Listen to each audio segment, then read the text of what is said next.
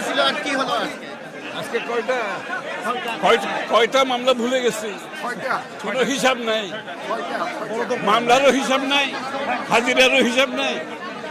সুতরাং কয়টা আমি নিজেও জানি না। কয়টা ছিল আজকে? আজকে 6টা, বেশি না, আজকে 6টা।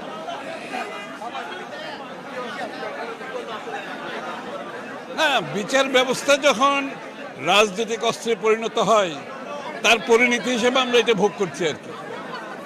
একটা দেশের বিচার ব্যবস্থা যখন রাজনৈতিক অস্ত্রে পরিণত হয় তার পরিণতি ভোগ করতেছি আমরা।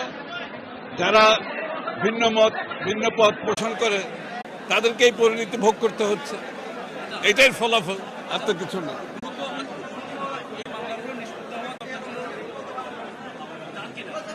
কোনটা দ্রুত কোনটা স্লো যাবে এগুলো তো কাদের হাতে আছে আপনারা তো জানেন।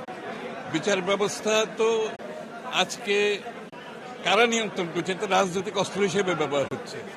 সুতরাং যারা ব্যবহার করছে তারা জানে কোনটা দ্রুত করবে, কোনটা ধীরে করবে, কোনটা ত্বরান্বিত করবে।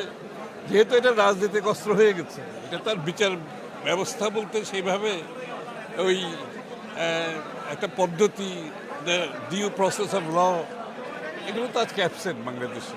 সব নেতাকর্মী তো এরকম একের পর এক মামলায় হাজিরা দিচ্ছে, তো সেক্ষেত্রে কোনো হতাশা ঘিরে ধরছে কিনা? কোনো হতাশা নাই। বাংলাদেশের মানুষ এখন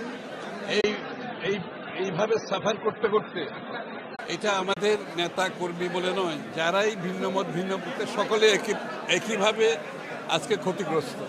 সুতরাং এটাকে নিয়ে চলতে হচ্ছে দেশকে। এখন দেশের নাগরিকদের চলতে হচ্ছে, যারা সরকারের সাথে একমত নয় তাদেরকে চলতে হচ্ছে।